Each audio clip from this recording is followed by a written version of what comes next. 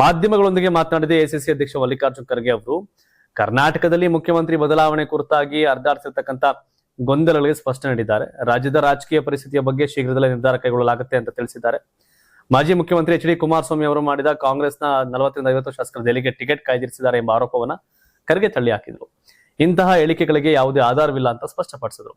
ಇದೇ ವೇಳೆ ಗೃಹ ಸಚಿವ ಪರಮೇಶ್ವರ್ ಅವರು ಖರ್ಗೆ ಸಿಎಂ ಆಗಲಿ ಎಂಬ ಅಭಿಪ್ರಾಯ ವ್ಯಕ್ತಪಡಿಸಿದ ವಿಚಾರಕ್ಕೆ ಪ್ರತಿಕ್ರಿಯಿಸಿದ ಅವರು, ಈಗಾಗಲೇ ರಾಜ್ಯದಲ್ಲಿ ಮುಖ್ಯಮಂತ್ರಿ ಇದ್ದಾರೆ, ಬದಲಾವಣೆ ಆಗಬೇಕಾದ್ರೆ ಸೋನಿಯಾ ಗಾಂಧಿ, ರಾಹುಲ್ ಗಾಂಧಿ ಸೇರಿದಂತೆ ಪಕ್ಷದ ಉನ್ನತ ನಾಯಕತ್ವ ಚರ್ಚಿಸಿ ನಿರ್ಧಾರ ತೆಗೆದುಕೊಳ್ಳಬೇಕಾಗುತ್ತದೆ.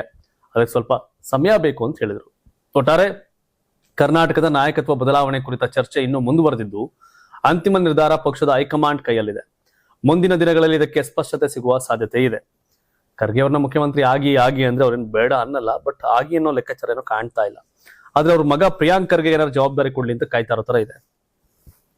ಪ್ರಿಯಾಂಕ್ ಖರ್ಗೆ ಇನ್ನೂ ವಯಸ್ಸಿದೆ, ಬಟ್ ಖರ್ಗೆ ಅವ್ರಿಗೆ ವಯಸ್ಸಾಗಿದೆ, ಅವ್ರ ಆಸೆ ಮುಖ್ಯಮಂತ್ರಿ ಆಗ್ಬೇಕು ಅನ್ನೋದಿತ್ತು, ಆಗೋದಾರ ಆಗ್ಬಿಡ್ಲಿ ಅಂತ ಒಂದಷ್ಟು ಜನ ಹೇಳ್ತಿದ್ದಾರೆ. ಬಟ್ ನೋಡ್ಬೇಕು, ಕಡೆಗಳಲ್ಲಿ ಏನ್ ಬೇಕಾದ್ರೂ ಸಾಧ್ಯ ಆಗ್ಬೋದು ಕಾಂಗ್ರೆಸ್ ಅಲ್ಲಿ. ರಾಜ್ಯದಲ್ಲಿ ಸಿಎಂ ಬದಲಾವಣೆ ವಿಚಾರದ ಕಿತ್ತಾಟ ಜೋರಾಗಿ ನಡೆದಿದ್ದು, ಡಿಕೆ ಶಿವಕುಮಾರ್ ಸಿಎಂ ಆಗಲು ಶಾಲ್ ಹೊತ್ಕೊಂಡು ಕೂತಿದ್ದಾರೆ.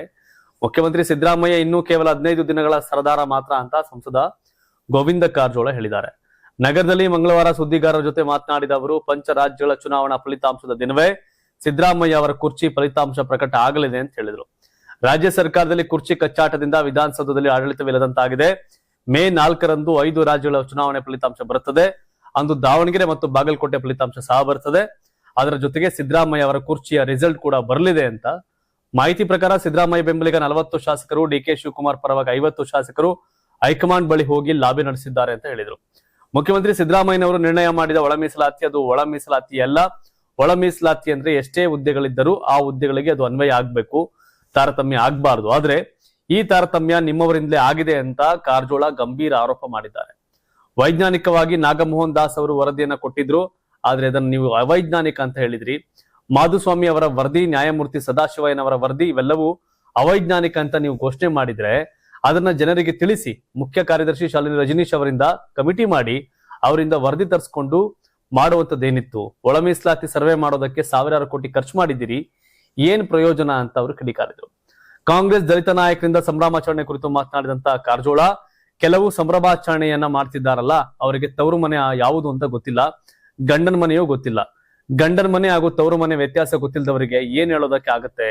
ಕೆಲವು ಕೋಳಿಗಳಿಗೆ ಕಾಳು ಹಾಕಿರ್ತಾರೆ, ಕಾಳು ತಿನ್ನುವ ಸಲುವಾಗಿ ಈಗೆಲ್ಲ ಮಾಡ್ತಾರೆ ಅಂತ ಕಾಂಗ್ರೆಸ್ನ ದಲಿತ ನಾಯಕರ ಬಗ್ಗೆ ಗೋವಿಂದ ಕಾರಜೋಳ ಟೀಕೆಯನ್ನ ಮಾಡಿದ್ರು.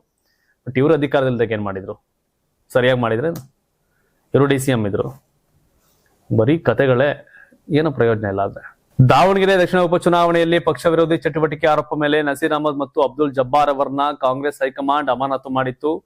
ಚುನಾವಣಾ ಫಲಿತಾಂಶಕ್ಕೂ ಮುನ್ನ ಶಿಸ್ತು ಕ್ರಮದ ಬಗ್ಗೆ ರಾಜಕೀಯದಲ್ಲಿ ಚರ್ಚೆ ಕೂಡ ನಡೆದಿತ್ತು. ಇದೀಗ ದಾವಣಗೆರೆಯಲ್ಲಿ ಆಂತರಿಕ ದಂಗಲ್ ಮುಂದುವರೆದಿದ್ದು, ದಾವಣಗೆರೆ ಜಿಲ್ಲಾಧ್ಯಕ್ಷರು 6 ಪ್ರಮುಖ ಕೈ ಮುಖಂಡರನ್ನೇ ಉಚ್ಚಾಟನೆ ಮಾಡಿದ್ದಾರೆ. ದಾವಣಗೆರೆ ಉಪಚುನಾವಣೆ ಕೈಪಾಳ್ಯದಲ್ಲಿ ಆಂತರಿಕ ದಂಗಲ್ ಮುಂದುವರೆದಂತೆ ಕಾಣ್ತಿದ್ದು, 6 ಪ್ರಮುಖ ಕಾಂಗ್ರೆಸ್ ಮುಖಂಡರನ್ನ ದಾವಣಗೆರೆ ಜಿಲ್ಲಾಧ್ಯಕ್ಷ ಮಂಜಪ್ಪ ಉಚ್ಚಾಟನೆ ಮಾಡಿದ್ದಾರೆ. ಕಾಂಗ್ರೆಸ್ ಜಿಲ್ಲಾಧ್ಯಕ್ಷ HB ಮಂಜಪ್ಪ ಅವರು ವಿಡಿಯೋ ಸಾಕ್ಷ್ಯ ಬಿಡುಗಡೆ ಮಾಡುವ ಮೂಲಕ ಮತ್ತೆ ದಾವಣಗೆರೆ ಪಾಲಿಟಿಕ್ಸ್ ನಲ್ಲಿ ಸಂಚಲನ ಮೂಡಿಸಿದ್ದಾರೆ. ಚುನಾವಣೆ ಸಮಯದಲ್ಲಿ ಪಕ್ಷ ವಿರೋಧಿ ಕೆಲಸ ಹಾಗೂ ಕಾಂಗ್ರೆಸ್ ನಾಯಕರ ವಿರುದ್ಧ ಹೇಳಿಕೆ ಕೊಟ್ಟಿರುವ ಆರೋಪದ ಮೇಲೆ 6 ಮುಖಂಡರನ್ನ ಉಚ್ಚಾಟನೆ ಮಾಡಿರೋದಾಗಿ ಜಿಲ್ಲಾಧ್ಯಕ್ಷ HB ಮಂಜಪ್ಪ ಹೇಳಿದ್ದಾರೆ. ದಾವಣಗೆರೆಯಲ್ಲಿ ಸುದ್ದಿಗೋಷ್ಠಿ ನಡೆಸಿ ಮಾತನಾಡಿದ ಜಿಲ್ಲಾಧ್ಯಕ್ಷ HB ಮಂಜಪ್ಪ ಅವರು, ಶಿಸ್ತು ಮೀರಿದವರ ವಿರುದ್ಧ ಕ್ರಮವಾಗಿದೆ ಅಂತ ಗುಡುಗಿದ್ರು. ಮತ್ತೊಂದೆಡೆ ಅಬ್ದುಲ್ ಜಬ್ಬಾರ್ ಅವರನ್ನ ಕೂಡ ಪಕ್ಷಕ್ಕೆ ವಾಪಸ್ ಕರೆತರುವ ಕೆಲಸ ನಡೀತಾ ಇದೆ. ಪಕ್ಷಕ್ಕೆ ವಾಪಸ್ ಕರೆತರದಂತೆ ಕಾಂಗ್ರೆಸ್ ಮುಖಂಡರು ಒತ್ತಾಯಿಸಿದ್ದು, ಜಬ್ಬಾರ್ ಪಕ್ಷಕ್ಕೆ ವಾಪಸ್ ಬಂದ್ರೆ ಹೋರಾಟ ಮಾಡೋದಾಗಿ ಕೆಲ ಕಾಂಗ್ರೆಸ್ ಮುಖಂಡರು ಎಚ್ಚರಿಕೆ ನೀಡಿದ್ರು. ಫಲಿತಾಂಶ ಬರುವ ಮುನ್ನವೇ ಕಾಂಗ್ರೆಸ್ನಲ್ಲಿ ಆಂತರಿಕ ದಂಗಲ್ ಮುಂದುವರೆದಿದ್ದು, ಉಚ್ಚಾಟನೆ ಪರ್ವ ಕೂಡ ಸಾಗಿದೆ. ಉಚ್ಚಾಟನೆಯಾದ ಮುಖಂಡರನ್ನ ನೋಡಿದರೆ ಸುಭಾಷ್ ಚಂದ್ರ, ಸಿರಾಜ್ ಅಹಮದ್, ಜಿಲ್ಲಾ ವಕ್ಫ್ ಬೋರ್ಡ್ ಮಾಜಿ ಅಧ್ಯಕ್ಷ ಗನಿ ತಾಹಿರ್ ಮುಸ್ಲಿಂ ಮುಖಂಡರು, ಕಡತಿ ತಿಪ್ಪೇಶ್ ದಲಿತ ಮುಖಂಡ, ಮನ್ಸೂರ್ ಅಲಿ ಮುಸ್ಲಿಂ ಮುಖಂಡರು, ಇನಾಯತುಲ್ಲಾ ಖಾನ್ ಮುಸ್ಲಿಂ ಮುಖಂಡರು, ಈ 6 ಮಂದಿಯನ್ನ ಇದೀಗ ಅಮಾನತು ಮಾಡಲಾಗಿದೆ. ನೀವು ಸಣ್ಣ ಆಗ್ಬೇಕಲ್ವಾ? ಅದು ಒಂದು ಉತ್ತಮ ಆಹಾರದಿಂದ ಸಣ್ಣ ಆಗ್ಬೇಕಲ್ವಾ? ಪ್ರತಿದಿನ ನಮ್ಮ ಜೀನಿ ಸ್ಲಿಮ್ ನ ಯೂಸ್ ಮಾಡಿ ಯಾವುದೇ ಸೈಡ್ ಎಫೆಕ್ಟ್ ಇಲ್ದಂಗೆ ನೀವು ಸಣ್ಣ ಆಗ್ತೀರಾ.